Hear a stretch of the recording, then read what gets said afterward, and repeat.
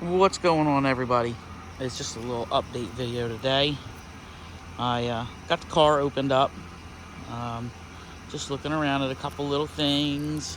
I'm still debating on if I want to save this car or not, and we might go for it. We might just say the heck with it and just try and do it. I know I'm flip-floppy on this decision just because this is a Firebird, not a Trans Am, but like me and John Concha keep saying, you know, he's got a couple of Trans Ams right now, and I keep saying that if I get one, I want to LS swap it, but I feel like sometimes I just don't want to like hurt,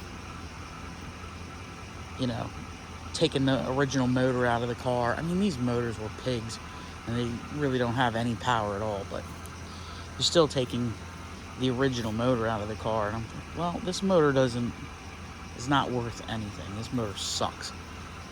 Although it did get me across the country twice and get me around when I was a teenager, I would love nothing more than put in an LS and just drive this thing around every day like I used to. That's going to require a roof. That roof needs to go. So I'll have to cut that out, or have somebody cut it out probably. I can't do it. And then that is the biggest issue on this car. If I can get that roof fixed, everything else is pretty easy to do. The cowl is the other thing that I need to address, because, I mean, obviously it's going to be really difficult for anyone to see, but we definitely have some rust going on back there.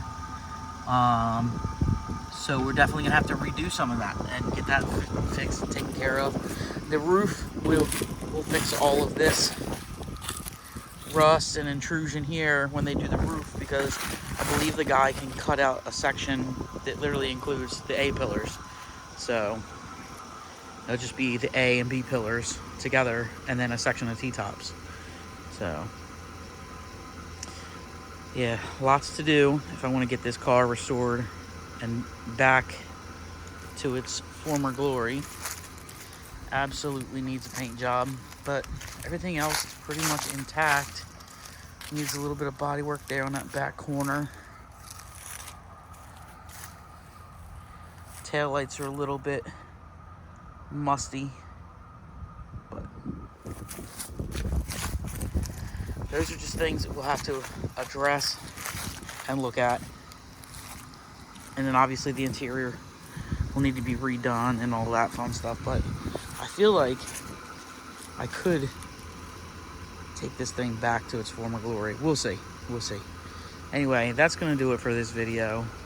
You've obviously been around the car a whole bunch. I would love to make a couple of videos with the other Trans Ams to kind of show like the difference in features and stuff, and what to look for on yours. Definitely, if you're looking for one, look for issues in the cowl, which I pointed out. And the cowl, by cowl I really mean the firewall and everything underneath. So you want to look at that, and then you really want to look at the T-top section.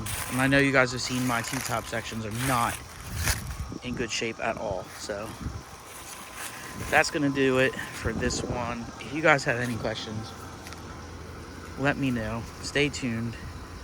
And yeah, I think we're going to be diving into starting to take this thing apart just to see what we can either save, or, see what we're going to do about stripping it and sending it out to pasture. We probably are going to try to save it.